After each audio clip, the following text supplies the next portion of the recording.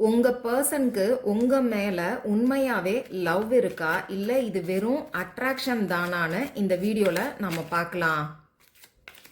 உங்க relationship next ஸ்டெப்புக்கு move ஆகுமா அப்படிங்கறதையும் இந்த வீடியோல நாம தெரிஞ்சுக்கலாம்.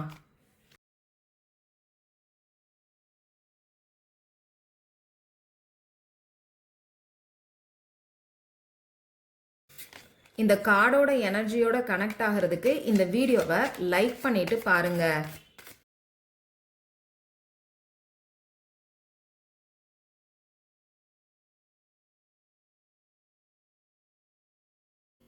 இந்த வீடியோவை பார்த்துட்டு இருக்கீங்கன்னா உங்க பர்சன் என்ன மாதிரியான கேரக்டர்ல இருப்பாருன்னு இப்போ நான் உங்களுக்கு சொல்றேன்.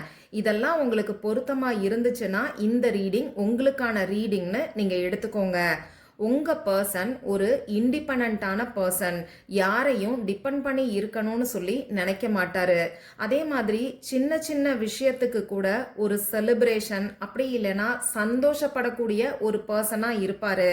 அதே மாதிரி எந்த ஒரு விஷயமா இருந்தாலும் ரொம்ப நல்லா யோசிச்சுட்டு தெளிவாக யோசிச்சுட்டு அதுக்கப்புறம் முடிவெடுப்பாரு.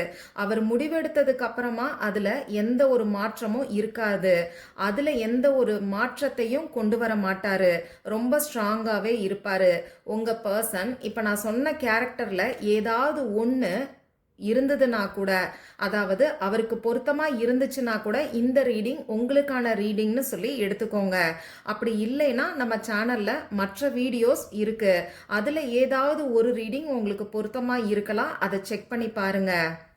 இப்போ உங்க பர்சன் உங்களை உண்மையாவே லவ் பண்றாரா, உங்க ரிலேஷன்ஷிப் அடுத்த ஸ்டெப்புக்கு போகுமான்னு கேட்டீங்கன்னா கண்டிப்பா உங்க பர்சன் உங்களை உண்மையா லவ் பண்றாரு. இப்போ அடுத்த ஸ்டெப்புக்கு போறத பத்தி அவர் பெருசா யோசிக்கல.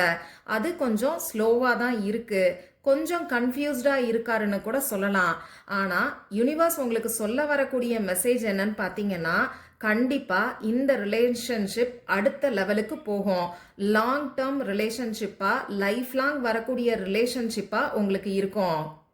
இந்த வீடியோவை பார்க்குறவங்க இந்த எனர்ஜியை கிளைம் பண்ணுறதுக்கு டிவைன் கனெக்ஷன்னு சொல்லி கமெண்ட் பாக்ஸில் டைப் பண்ணுங்க. இது ஒரு ஜென்ரல் ரீடிங். உங்களுக்கு பர்சனல் ரீடிங் வேணும்னா ஸ்க்ரீனில் தெரியக்கூடிய வாட்ஸ்அப் நம்பருக்கு மெசேஜ் பண்ணுங்க.